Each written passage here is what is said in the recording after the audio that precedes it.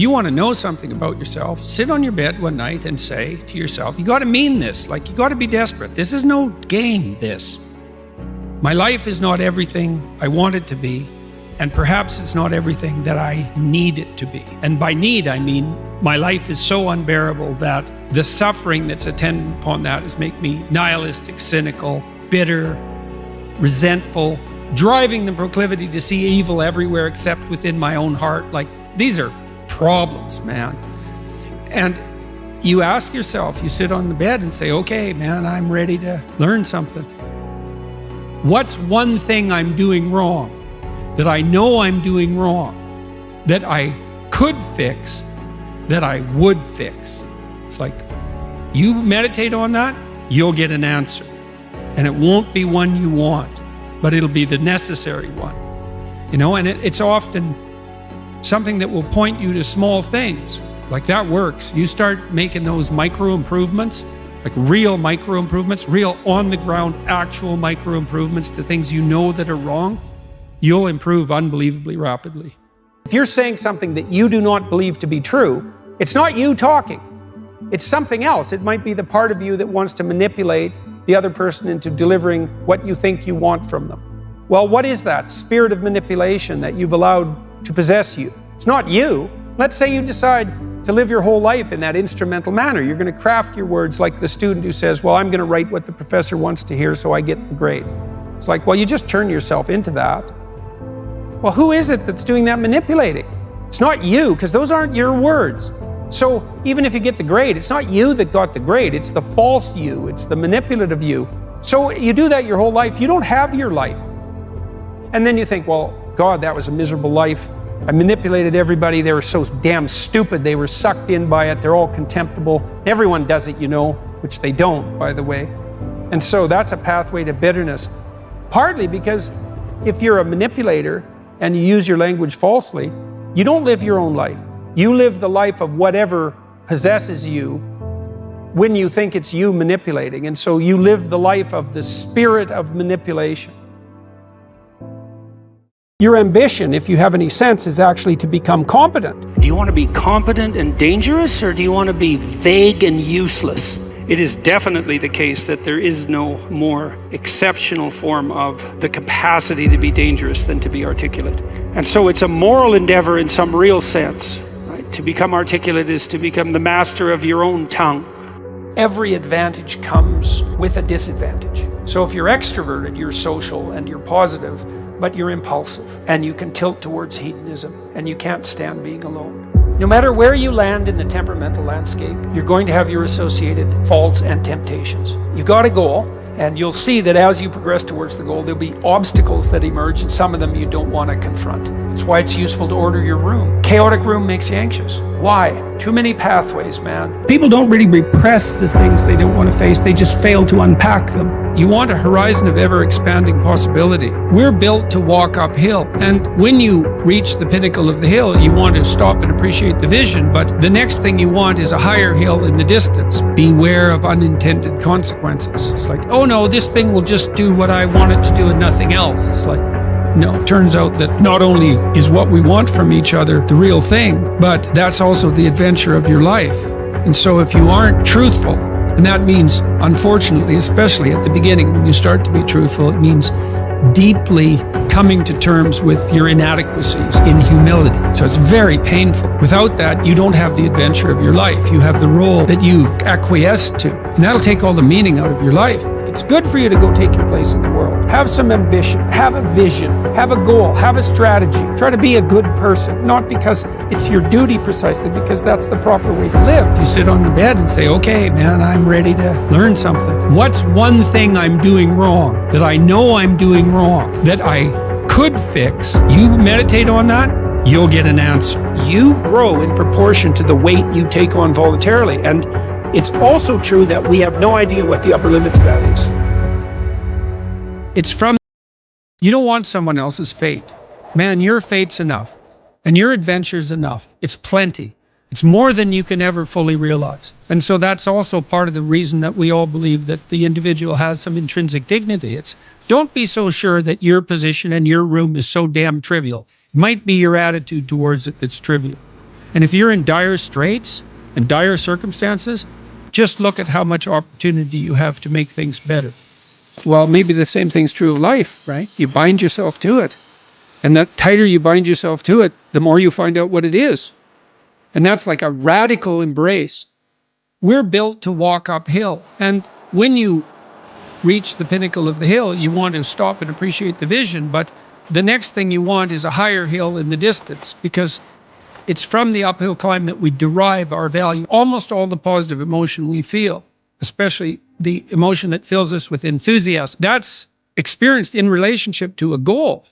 And so in some sense, you want a goal that you can never attain.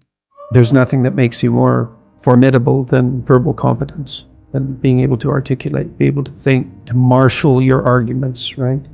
Aim yourself in one direction. And you might say, well, I've gone halfway down this path and I found out it's wrong.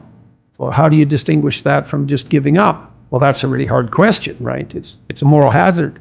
But then the absolute is, yeah, but you have to play one of them. You have to learn to play one of them. You have to become an expert at least one of them. And then that's not a relative proposition. And I believe that's true. So you want to commit to something. And then when you commit to something, you require yourself to bring all of your disparate components moving in a single direction, united in a single direction. So it's a unifying act. What's your time worth? You're a university student.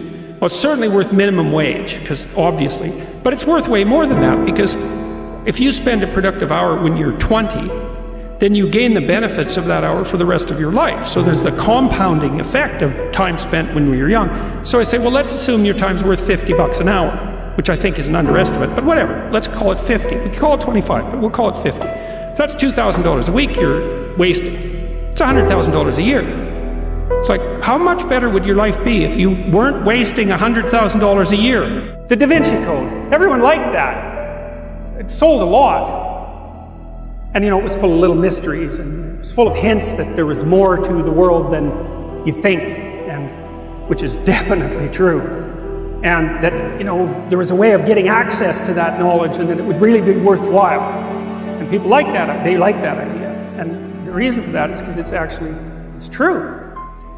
Learn to write. I'm dead serious. I'm dead serious about that. Because writing is formalized thinking. And so the way you write is, first of all, you need a problem. Because why write if you don't have a problem? So this is good advice if you're just writing an essay, by the way, for your classes. It's like, pick a bloody problem that you want to write about, because otherwise it's false right from the start. It's up to you to engage with the material until you find something that grips you, that you desire to investigate. Okay, so you need a problem. Well, the next thing you need to do is, you need to have something to say about the problem. Well, so, reading.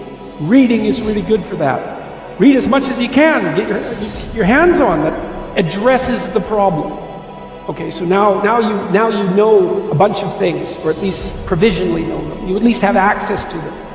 Well, now you start sorting through it. It's like, okay, well, maybe I need to summarize what I've learned, and then I need to iron out the contradictions between what I've learned, and I need to elegantly formulate that, and I need to get my word choice right, and my phrase choice right, and my sentence choice right, and I need to organize the sentences into proper paragraphs, and the paragraphs into proper sequence, so that I have a coherent argument. And at the same time, what you're doing is you're integrating your own personality at the highest and most abstract level of organization. And you're sharpening your tools, and you're putting yourself straight, because you're learning to think. You learn to do that by writing. Many, many years, you hone your words. They're the most powerful thing about you, bar none. If you are an effective writer and speaker and communicator, you have all the authority and competence that there is. And so you're at university. Maybe you're taking a humanities degree.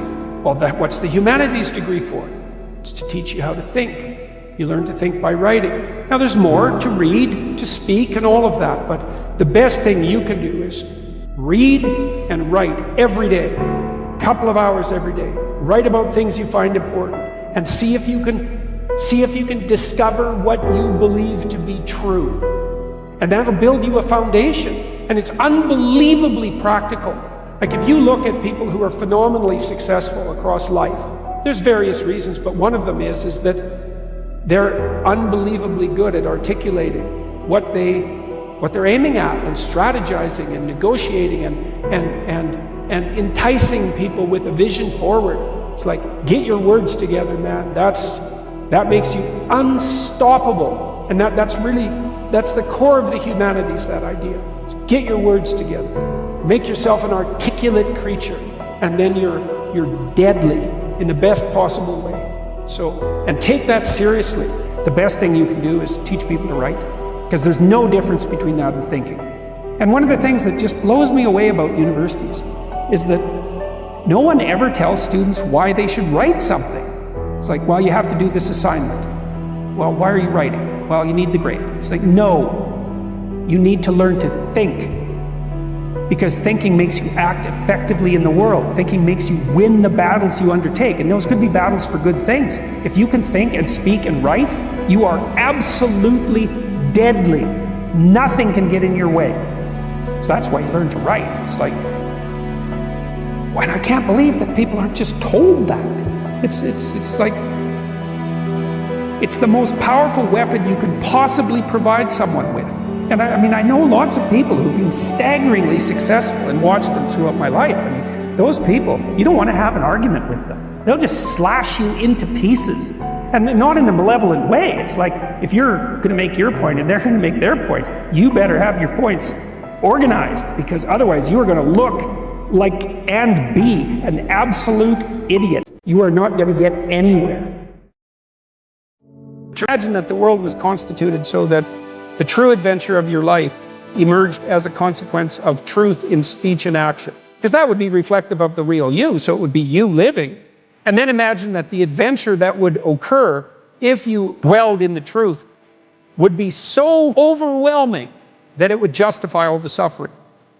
I've really contended with this idea of struggle and chaos in my life and the role it plays. And once upon a time, I thought I was trying to rid my life of chaos and struggle.